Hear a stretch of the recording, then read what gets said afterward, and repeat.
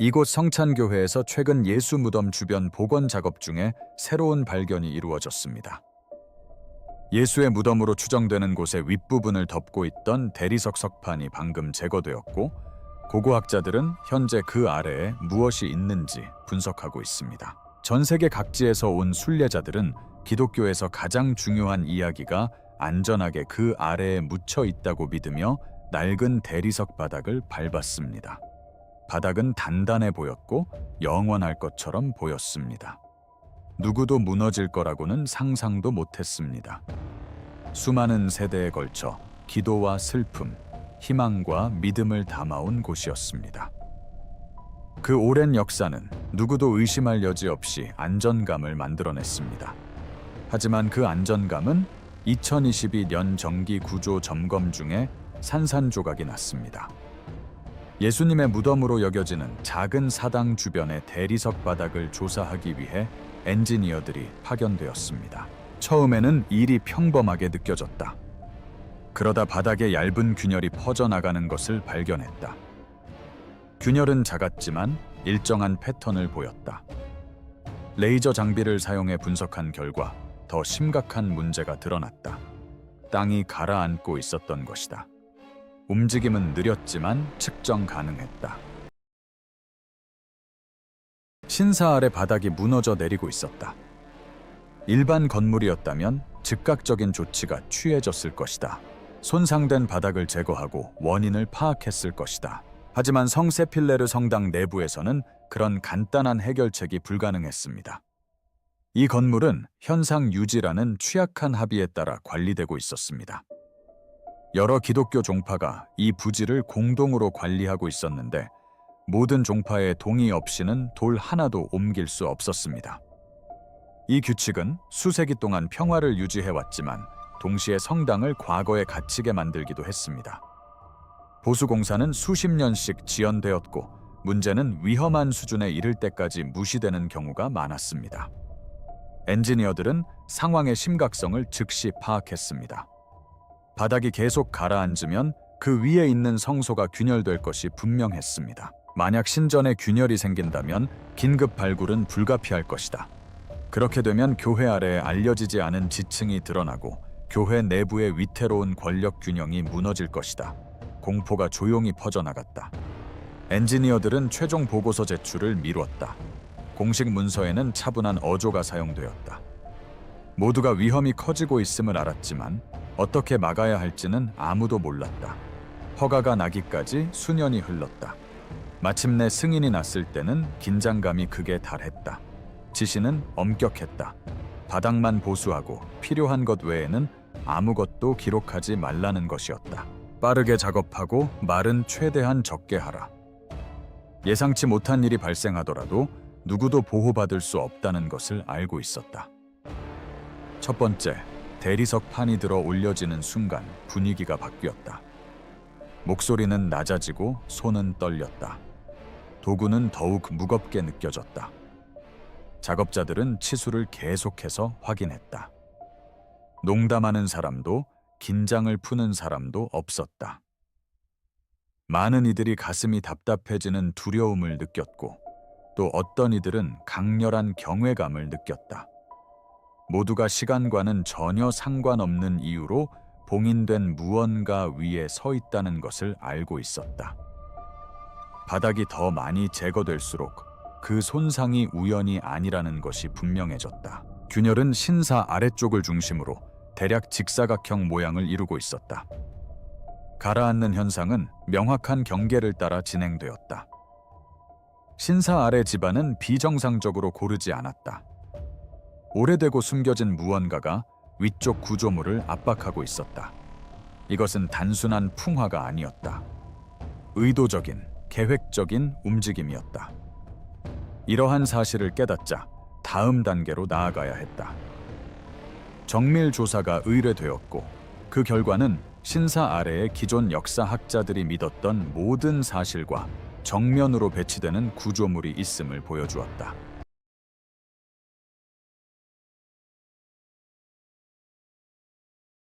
기반함이 지도와 일치하지 않았다.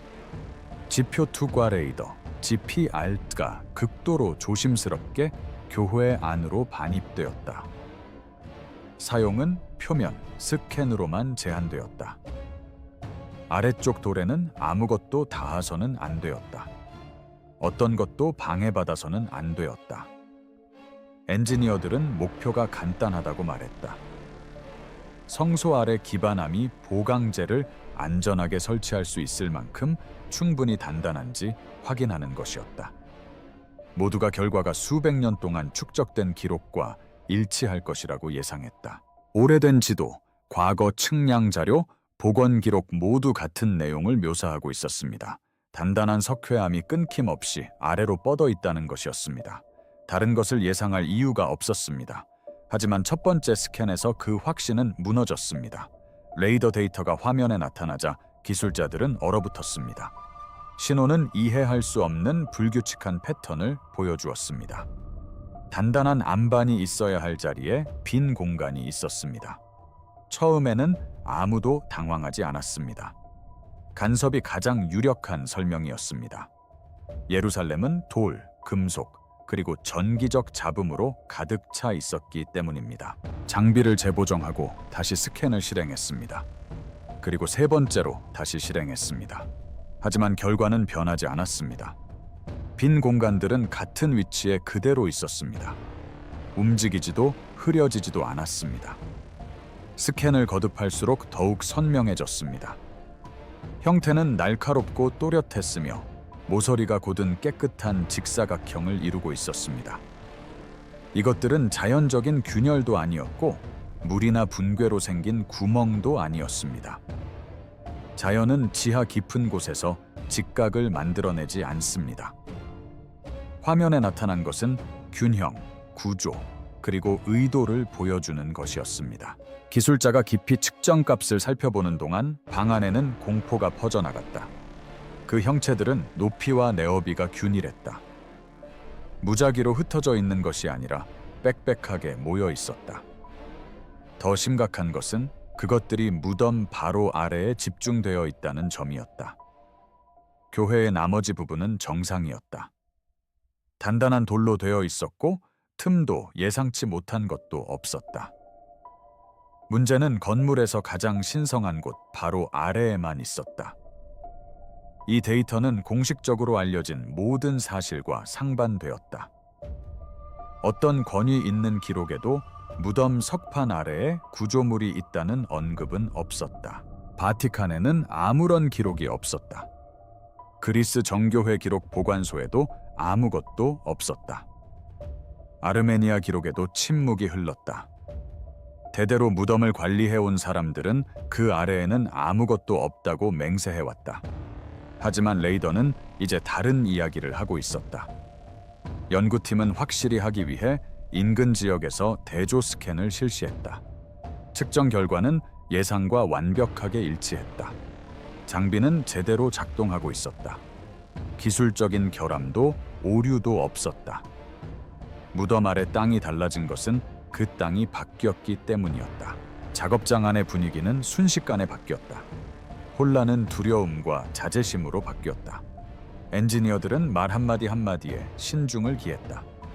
보고서는 다시 작성되었고 명확한 용어는 완곡해졌다. 공허라는 단어는 사라지고 변칙으로 대체되었다. 파일 접근이 제한되었고 출입도 제한되었다. 아무도 공개적으로 누군가를 진실을 숨겼다고 비난하지는 않았지만 그럴 필요도 없었다. 침묵이 모든 것을 말해주었다. 결론은 피할 수 없었다. 신전 아래 기반함이 잘려나간 것이 분명했다.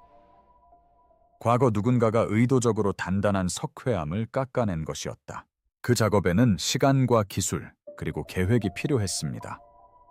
또한 비밀 유지도 필수적이었습니다.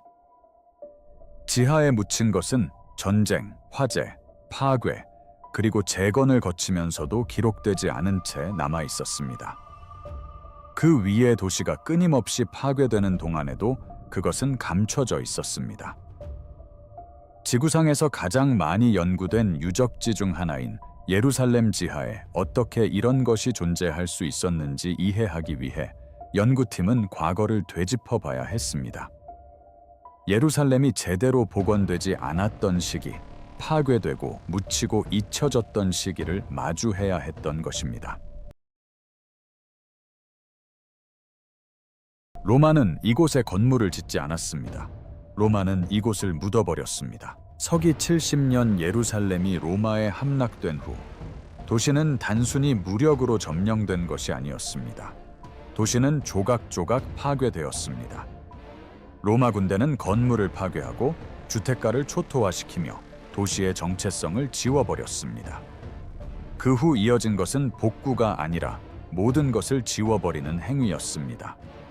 수십 년 후 하드리엔 황제가 도시를 알리아 카피톨리나로 재건하라고 명령했을 때 그의 목적은 명확하고도 잔혹했습니다. 그는 유대인의 기억을 지우고 성장하는 기독교의 영향력을 억압하고자 했습니다.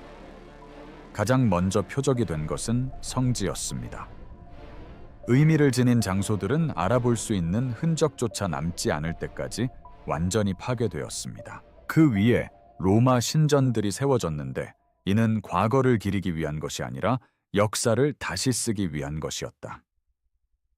로마는 많은 지역에서 위로 재건하는 대신 아래로 파괴했다. 지역 전체가 폐허로 변한 후 땅속에 묻혔다. 이는 단순한 파괴가 아니었다. 계획적인 파괴였다.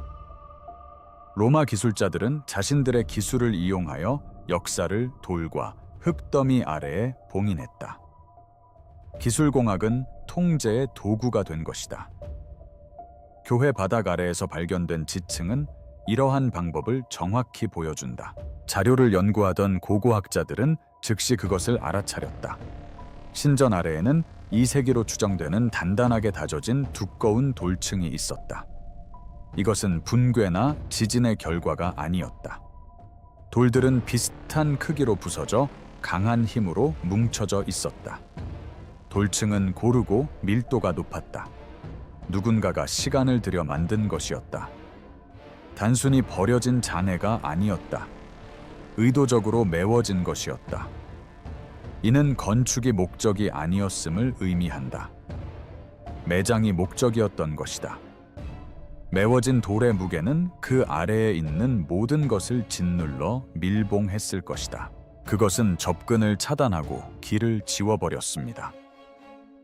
미래 세대가 그 위를 걸으면서 아래에 무엇이 사라졌는지 알지 못하게 만들었습니다. 로마는 이러한 공간들이 기억되는 것을 원하지 않았습니다. 그곳에 접근할 수 없기를 바랐습니다. 하지만 잔혹한 아이러니하게도 바로 그 폭력이 그 아래에 묻힌 것들을 보호했습니다. 수많은 돌을 쌓아 이전 지층들을 봉쇄함으로써 공기가 차단되었습니다. 습기가 제한되었습니다. 원래대로라면 부패했을 물질들이 보존되었습니다. 돌 표면은 재사용할 이유가 없었기에 그대로 남아 있었습니다. 방 전체가 파괴되지 않고 역사 속에서 사라진 사례가 있었습니다.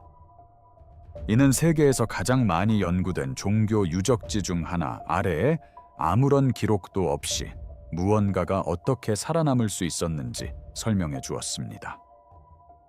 로마는 그 위에 건물을 지은 것이 아니라 그것을 묻어버렸습니다.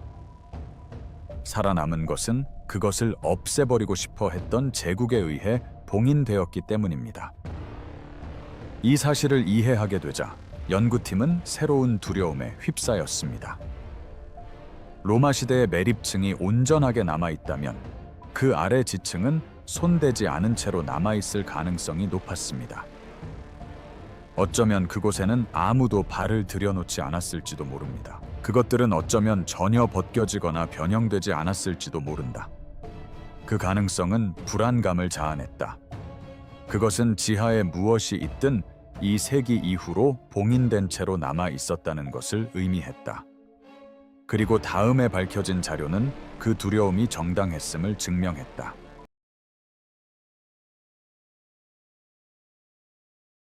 차의 석장이 정원으로 변모했다. 로마 시대의 파괴층 아래 땅은 갑자기 완전히 바뀌었다. 단단하게 쌓였던 돌무더기는 사라졌다. 부서진 돌과 회반죽도 없어졌다. 그 자리에는 고고학자들이 발견한 미세한 석회암 가루와 절삭 도구로 생긴 작은 조각들이 섞여 있었다.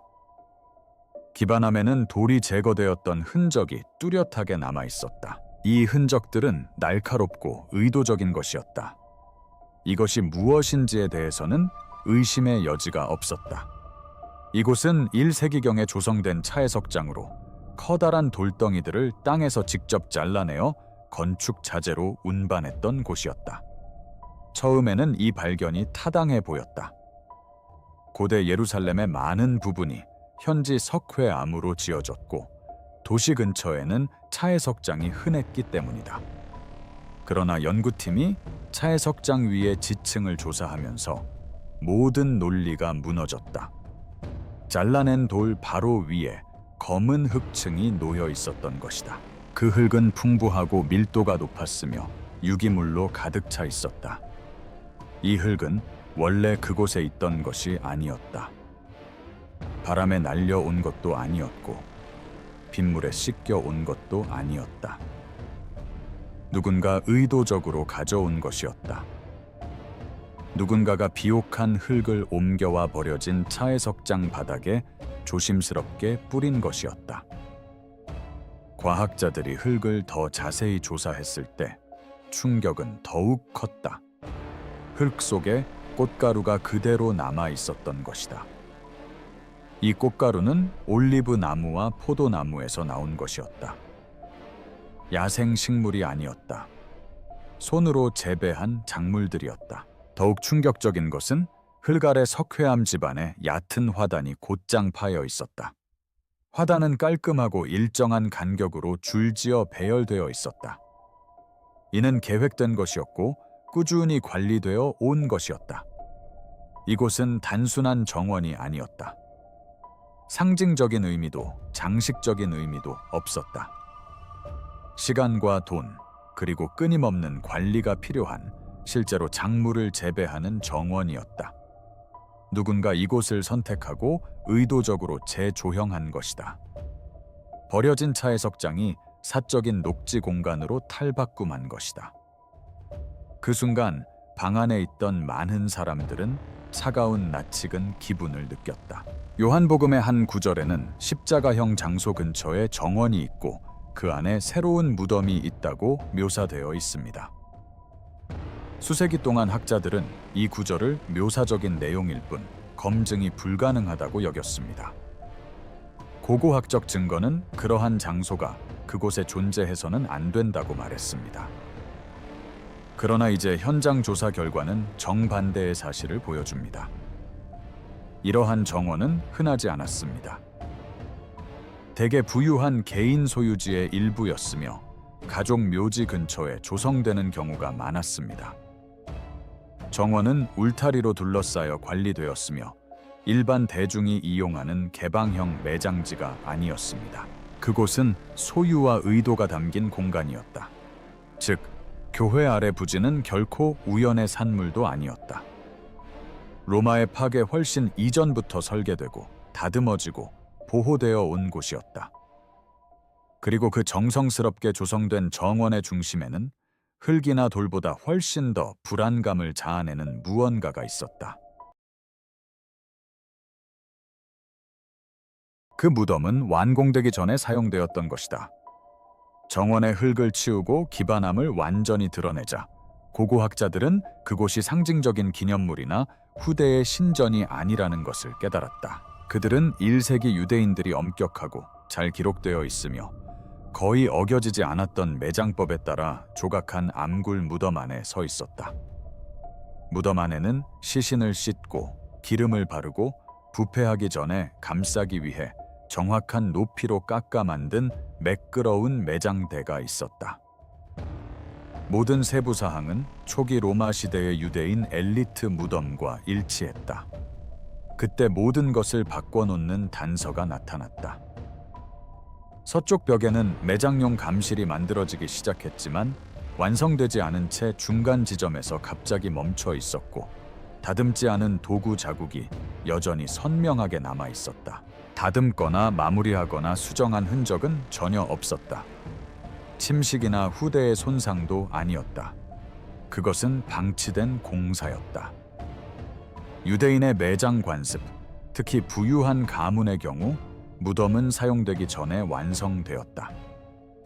공사 중단은 드물었고 공사 도중에 포기하는 경우는 거의 없었다.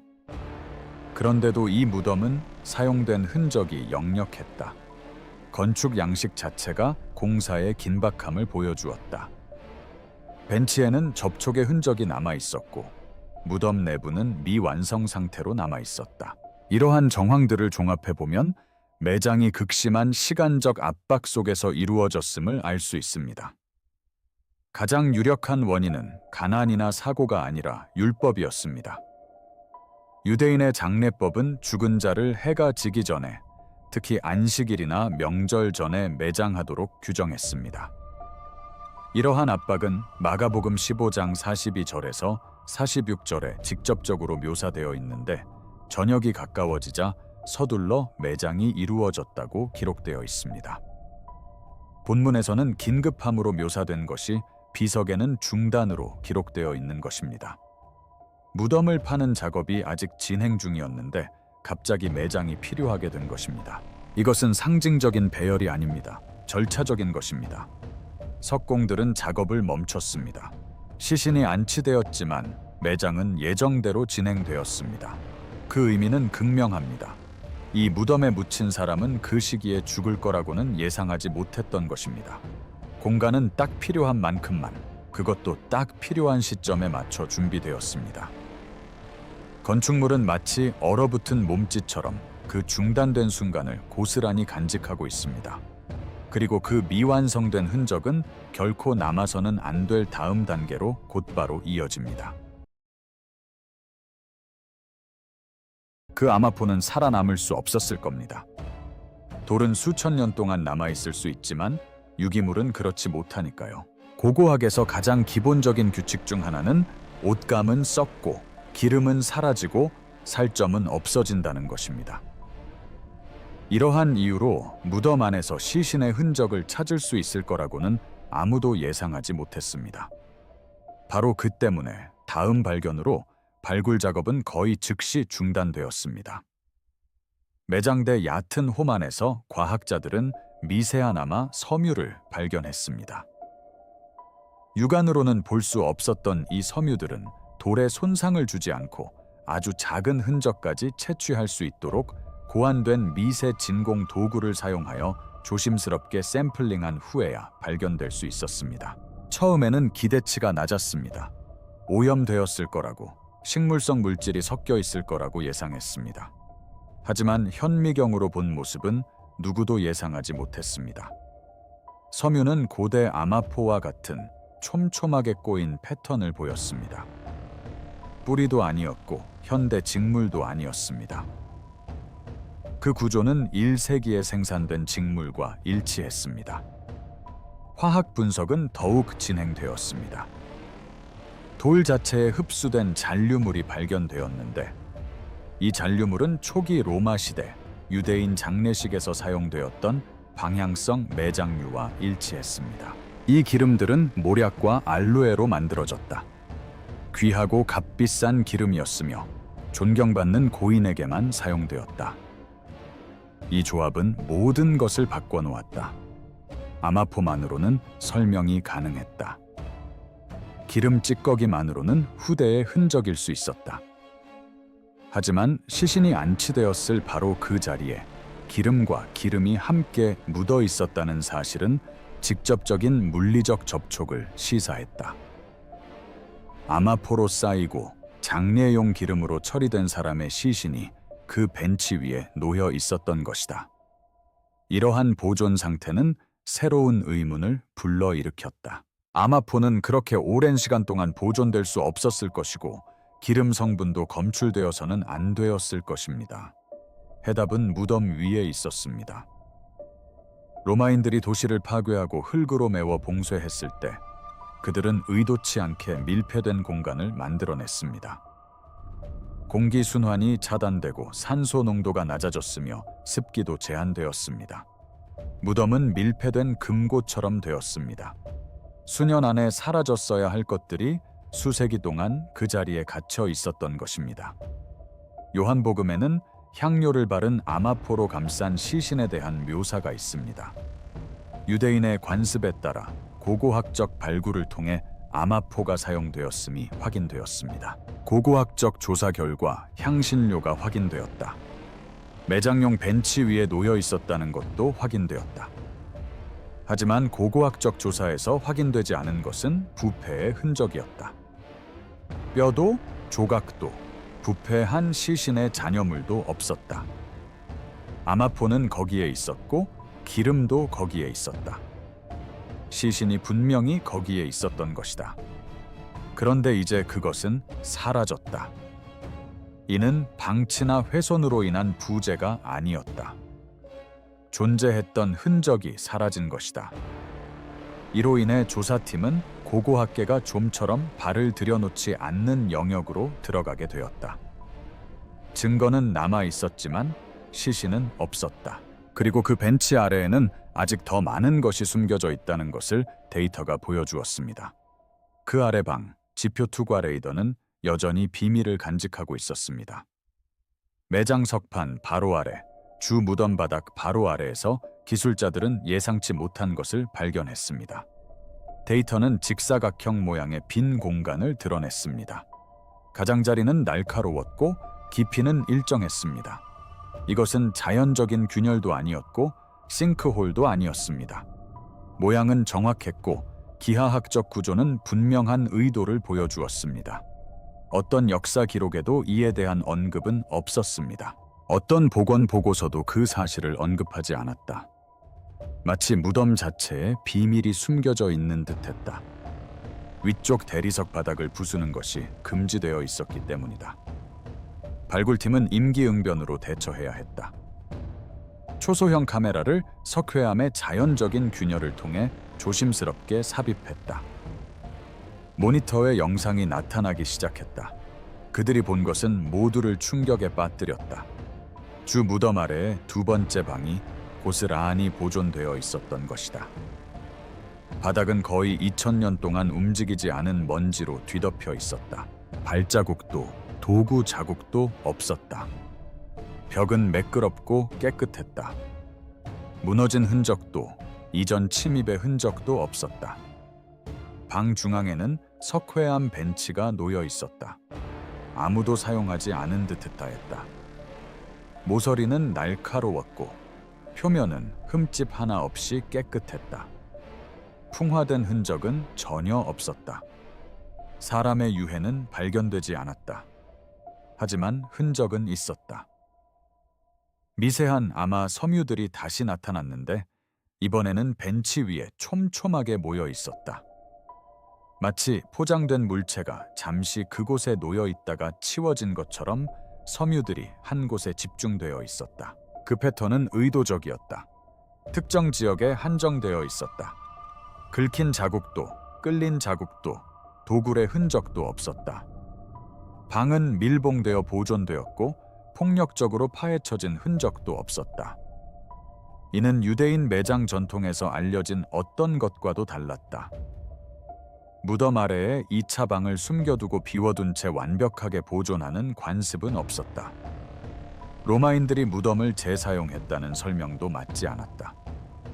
도굴은 항상 혼란을 남기고 자연적인 부패는 항상 흔적을 남긴다. 기록된 어떤 것도 그들이 목격한 것과 일치하지 않았다. 이것은 방치가 아니었다. 이것은 유기가 아니었다. 이것은 방해받지 않고 시신을 옮긴 것이었다. 영상이 계속되는 동안 방 안에는 침묵이 흘렀다. 아무도 말을 하지 않았다. 아무도 추측을 입 밖으로 내지 않았다. 메모는 신중하고 조심스럽고 냉철하게 작성되었다. 그들이 목격한 것의 무게는 잡담을 나눌 여유가 없을 만큼 컸다. 그 의미는 명백했다. 무덤은 사용되었다. 시신은 포장되어 그 벤치 위에 놓였다. 그리고 나서 시신은 옮겨졌다. 그 이후의 모든 일은 그 깨달음에서 비롯되었다. 그 방은 보존과 은폐를 위해 설계된 것이었다. 그리고 그 사실은 결국 상상도 못할 마지막 결정으로 이어졌다. 발굴을 계속할 수 없었던 이유였다. 발굴이 중단된 것은 위험 때문이 아니었다. 의미심장한 사실 때문이었다. 무덤 아래의 모든 것이 복음서에 기록된 매장 이야기를 소름 끼칠 정도로 정확하게 뒷받침했다. 채석장 위에 지어진 개인 정원, 새로 파낸 무덤, 급하게 매장된 흔적, 아마포와 장례용 기름, 밀봉된 방, 텅 빈 안식처. 고고학적 증거는 죽음, 매장, 그리고 텅 빈 무덤을 확인시켜 주었다. 고고학적으로는 시신이 어떻게 옮겨졌는지 증명할 수 없습니다. 하지만 일반적인 설명은 배제할 수 있습니다. 부패의 흔적도 없고, 이장된 흔적도 없고, 도난의 흔적도 없고, 나중에 재사용된 흔적도 없고, 우발적인 분실의 흔적도 없습니다. 오직 매장 후 훼손 없이 옮겨졌다는 증거만 있을 뿐입니다. 바로 이 지점에서 발굴은 해석으로 바뀌게 됩니다. 그리고 해석에는 권위가 부여되는데 관련된 어떤 기관도 이를 주장하려 하지도 주장할 능력도 없었습니다. 발굴을 계속한다면 결론을 내릴 수밖에 없을 것입니다. 요한복음 208장에 묘사된 대로 수인은 남아있지만 시신은 사라진 빈 무덤에 대한 공식적인 설명을 요구하게 될 것입니다. 고고학은 부활을 선언할 수도 없고 무슨 일이 일어났는지 증명할 수도 없습니다. 하지만 고고학은 그 이야기가 성립될 수 있는 물리적 조건이 존재함을 확인할 수 있습니다. 그리고 모든 일반적인 설명이 타당하지 않다는 것을 보여줄 수 있습니다. 발굴 작업이 중단된 이유도 바로 이것입니다. 신앙이 위협받아서도 안전상의 문제 때문도 아닙니다. 무덤 아래 땅이 더 이상 중립을 허용하지 않았기 때문입니다. 발굴 작업은 과학이 의미의 영역으로 넘어가지 않고는 넘어설 수 없는 지점에 도달했습니다. 그리고 이 유적지는 바로 그 의미를 보호하기 위해 2000년 동안 봉인되어 있었습니다. 무덤 아래에서 발견된 어떤 것도 성경의 기록과 모순되지 않습니다. 오히려 소름 끼치는 것은 그 모든 것이 성경의 기록과 완벽하게 일치한다는 점입니다. 시청해 주셔서 감사합니다. 다음 영상에서 뵙겠습니다.